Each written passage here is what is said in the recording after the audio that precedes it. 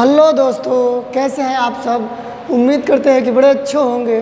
दोस्तों, मैं अमलेश यादव, हमारे एक्सेल क्लासेस के यूट्यूब चैनल पर आप लोगों का बहुत बहुत स्वागत है। तो दोस्तों, जैसा कि आप सब जानते हैं, यहाँ पर हम आपको कक्षा 10वीं की साइंस पढ़ा रहे हैं। साइंस में जो पहला वीडियो था उसमें सारे चैप्टर्स का नाम दिए थे आपको और बोले थे कि जस्ट इसके अगले ही वीडियो में रसायन विज्ञान का जो पहला चैप्टर रासायनिक अभिक्रिया एवं समीकरण पढ़ाना शुरू कर देंगे।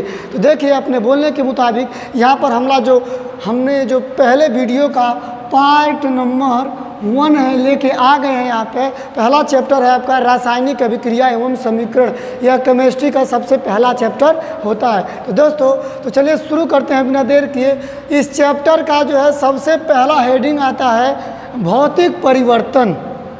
तो भौतिक परिवर्तन होता क्या है, देखिए यहाँ पर डिफिनीशन के थ्रू पहले क्या लिखा गया है कि पदार्थों में ऐसा परिवर्तन जिसमें पदार्थ की अवस्था, रंग, आकृति इत्यादि गुणों में परिवर्तन तो होता है, लेकिन पदार्थ की आंतरिक संरचना में कोई परिवर्तन नहीं होता है। वह भौतिक परिवर्तन कहलाता है।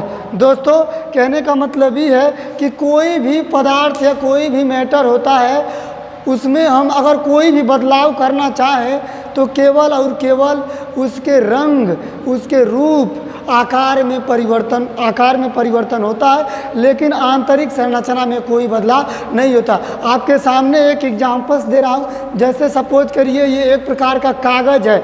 अगर हम कागज़ को फाड़ दूँ, देखिए यहाँ पर अगर हमने क्या किया, इस कागज़ को फाड़ दिया, फाड़ने के बाद बहुत कुछ ज़्यादा हुआ है, तो इसमें केवल आकार में परिवर्तन हुआ है। जो कागज़ पहले जुड़ा हुआ था वह कागज़ फट गया, अलग अलग हो गया, लेकिन दोस्तों है तो यह कागज़ ही ना।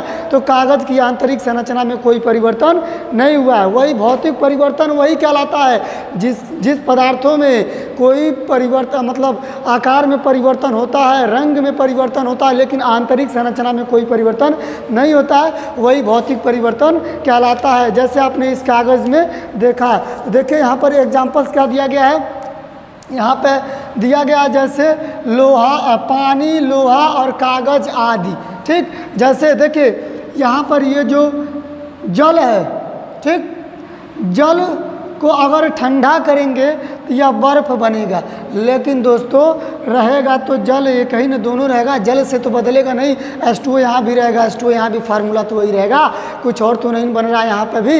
वैसे लोहा भी है, लोहा यहाँ भी है, और आप लोहे को गरमा देते हो तो बस हो सकता है लाल लाल परिवर्तन होगा, थोड़ा पिघलना शुरू होगा, लेकिन फिर बाद में लोहा ही तो रहेगा, वह लोहे से परिवर्तन तो नहीं होगा। यही होता है भौतिक परिवर्तन। अगर कागज़ के टुकड़ा है, कागज़ के टुकड़े को फाड़ दें तो बस रंग, क्या बोलते हैं, उसके अवस्था में परिवर्तन होगा, मतलब उसके आकार में परिवर्तन होगा, लेकिन रहेगा तो कागज़ ही, वहाँ पर कोई और चीज़ नहीं बनेगा। तो यही कहलाता है भौतिक परिवर्तन। अब देखिए दूसरा है रासायनिक परिवर्तन। हेडिंग डालिए आप, रासायनिक परिवर्तन। दोस्तों, हेडिंग डाल के साथ साथ में लिखते भी रहिए, क्योंकि इससे बढ़िया बेहतरीन जो है नोट्स आपको नहीं मिलेगा। एकदम आसान से आसान शब्दों में, छोटे से छोटे रूपों में इसे लिखा गया है। किताब में थोड़ा बड़े बड़े करके लिखे जाते हैं, लेकिन यहाँ पर हमारे द्वारा खुद इसे क्या किया गया, इसे शॉर्ट बनाया गया, छोटा बनाया गया है। तो बेहतरीन यही होगा कि आप इसे लिखिए और पढ़िए, यहीं से याद करिए। देखिए रासायनिक परिवर्तन क्या होता है, या फिर केमिकल चेंजेस लिखा है कि पदार्थों में ऐसा परिवर्तन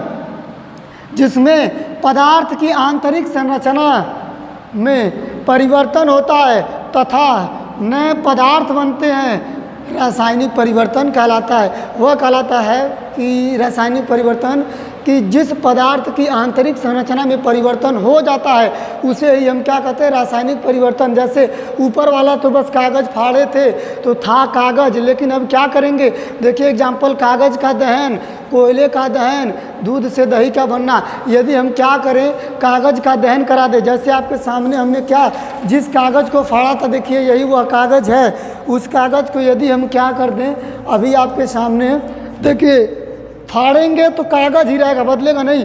लेकिन यदि इसी कागज़ को हम क्या करें, यहाँ पे अगर हम दहन करा दें, देखिए इसी कागज़ का अगर हम दहन करा दे रहे हैं तो ये क्या बन जा रहा है, देखिए धीरे धीरे देखिए आप, ये राख बनता जा रहा है।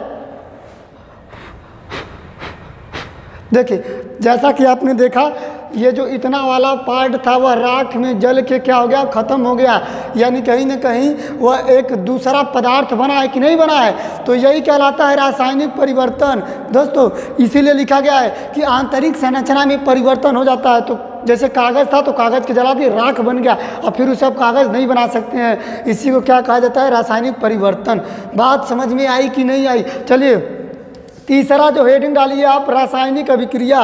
रासायनिक अभिक्रिया किसे कहते हैं? तो कहोगे कि जब एक या एक से अधिक पदार्थ परस्पर अभिक्रिया करके भिन्न भिन्न गुणधर्मों वाले नए पदार्थ बनाते हैं तो ऐसे घटना को रासायनिक अभिक्रिया कहते हैं। कह रहा है कि जब एक या एक से अधिक पदार्थ आपस में अभिक्रिया करके नए नए या भिन्न भिन्न पदार्थ बनाते हैं, उसी को ही क्या कहा जाता है, रासायनिक अभिक्रिया कहा जाता है। जैसे उदाहरण के लिए हमें एक मैग्नीशियम का रिबन लिया, मैग्नीशियम को रिबन को हमने क्या किया, ऑक्सीजन के साथ जला दिया, दहन करा दिया।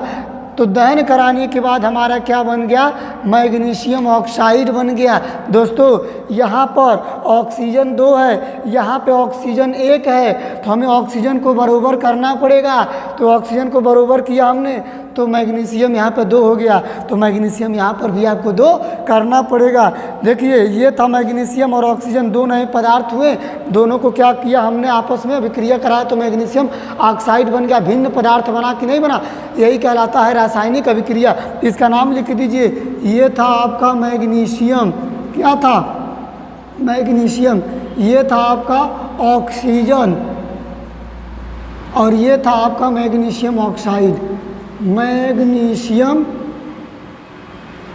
ऑक्साइड। तो दोस्तों ये जितना भी लिखवाए हैं 3 डिफिनीसन वगैरह, तो 3 डिफिनीसन को आप क्या करिएगा, कॉपी में लिख लीजिएगा और लिख के फिलहाल अभी के लिए इतना तैयार करिए। जस्ट इसके अगले ही वीडियो में हम आपको कुछ और डिफिनीसन देंगे, कुछ और बातें समझाएंगे। तब तक आप इतना बातें तैयार रखिए और जितना ज़्यादा हो सके इस वीडियो को ज़्यादा से ज़्यादा लोगों तक फैलाइए, क्योंकि 10 में पढ़ने वाले हर बच्चों को इसकी ज़रूरत है जो कोचिंग या स्कूल नहीं जा पा रहे हैं। तो दोस्तों वीडियो को लाइक करिएगा और चैनल को सब्सक्राइब करिएगा, जितना ज़्यादा हो सके इसे शेयर करिएगा। मिलते हैं अगले वीडियो में, तब तक के लिए धन्यवाद।